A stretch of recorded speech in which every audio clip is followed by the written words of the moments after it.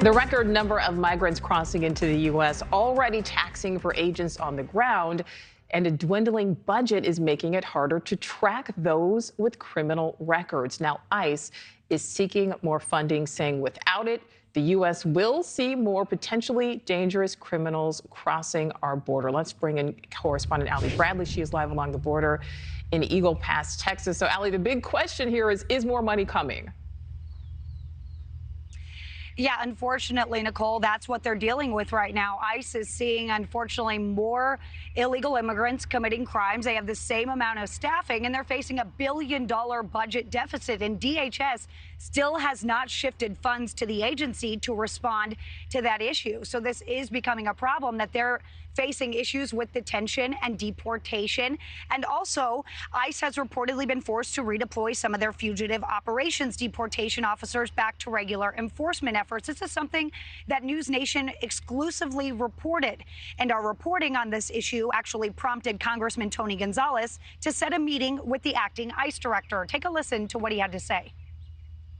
Yeah, I can't thank you enough for flagging that for us and highlighting the fact that ICE is essentially saying if I don't get this money, I'm going to have to release all these people. That's the wrong answer. We want to get back to enforcing the law. Can you help us? So I look forward to working together with them, make sure they have the resources for these deportation flights, as well as hunting down some of these criminal illegal aliens.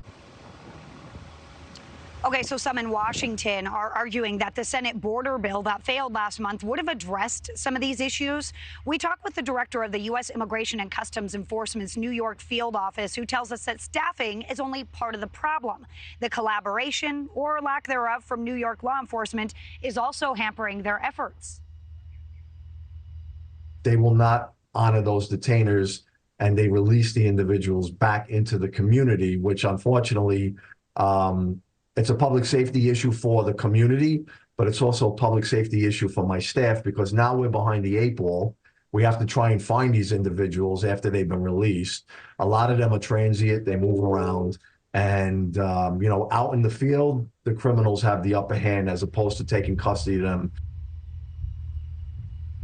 Yeah, and our access to databases, as we've been reporting here, is very slim. And some of these individuals have been accused of committing deadly crimes, and that includes UGA murder suspect Jose Ibarra. Just yesterday, NewsNation able to confirm with DHS sources, meanwhile, that a man being held in a deadly crash that killed Washington State Patrol Trooper Christopher Gadd.